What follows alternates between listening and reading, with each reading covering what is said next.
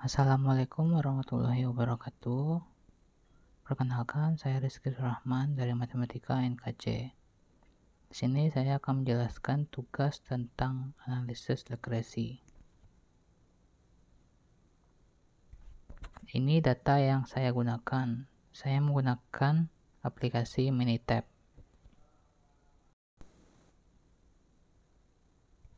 Selanjutnya, berikut matriks plot yang saya dapatkan. Interpretasinya, karena terdapat minimal satu variabel regressor yang berhubungan dengan linear dengan Y, maka kesimpulan yang dapat adalah regresi linear dapat digunakan untuk menunjukkan hubungan antara Y dengan X1, X2, X3, X8, dan X10.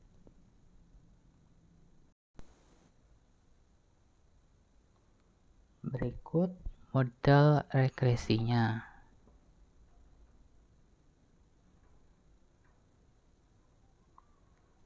Model regresinya yaitu Y sama dengan 13,5 dikurang 0,0065 X1 dikurang 0,0159 X2 ditambah 0,0020 X3 ditambah 0,183 X8 kurang 0,0072 X10. Perhatikan pada model summary bahwa model summary-nya hal ini berarti R kuadrat ini diambil dari R SG, maka R kuadratnya sama dengan 76,11%, yang artinya sebesar 76,11% dari seluruh variasi total Y diterangkan oleh X1, X2, X3, X8, dan X10, dan ada 24,99% lagi variasi Y yang tidak dapat diterangkan oleh model yang digunakan. Bagian sisa sebesar 24,99% tersebut mungkin disebabkan oleh faktor lain yang gagal diperhitungkan dalam model.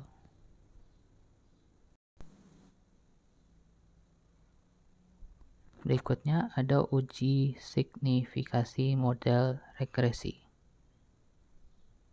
Diperoleh nilai P sama dengan 0,001 yang berarti terima sehingga dapat disimpulkan 1, X1, X2, X3, X8, dan X10 secara bersama-sama mempengaruhi Y.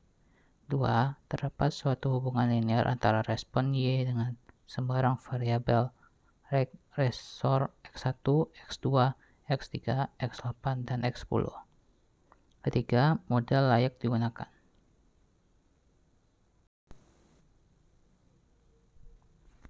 Selanjutnya ada uji signifikasi koefisien regresi secara parsial. Jika T0 hitung lebih besar daripada nilai T tabel, maka H0 ditolak. T0 hitung sama dengan 0,51 total dari keseluruhan T, dan T tabel sama dengan 2,988, dimana cara dapatkannya N dikurang K dikurang 1 sama dengan 13. Hal ini berarti T hitung kecil dari T tabel, maka gagal tolak H0, yang artinya variabel secara parsial tidak diberikan pengaruh signifikan terhadap Y.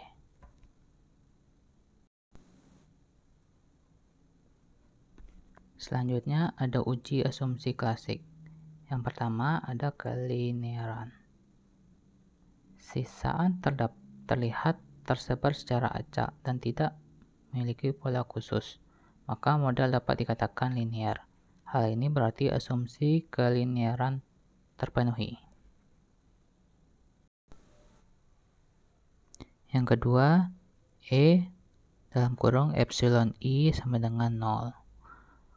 Dalam hal ini dilihat apakah sigma EI sama dengan 0.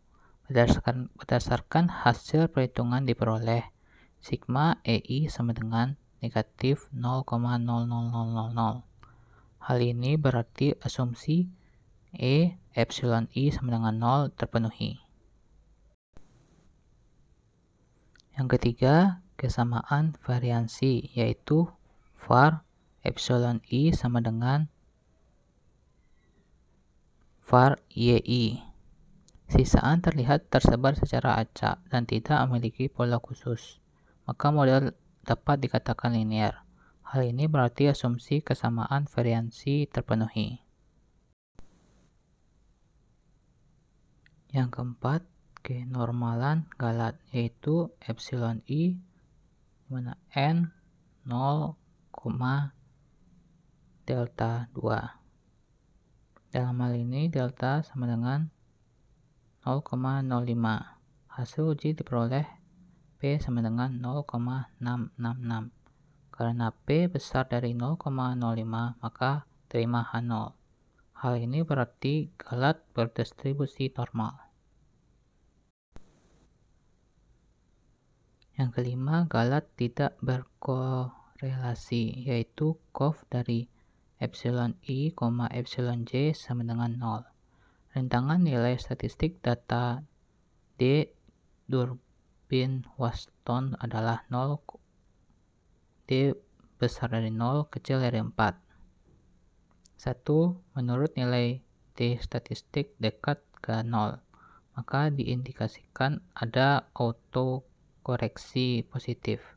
Yang kedua, jika nilai D statistik dekat ke 2, maka diidentifikasikan tidak ada autokorelasi.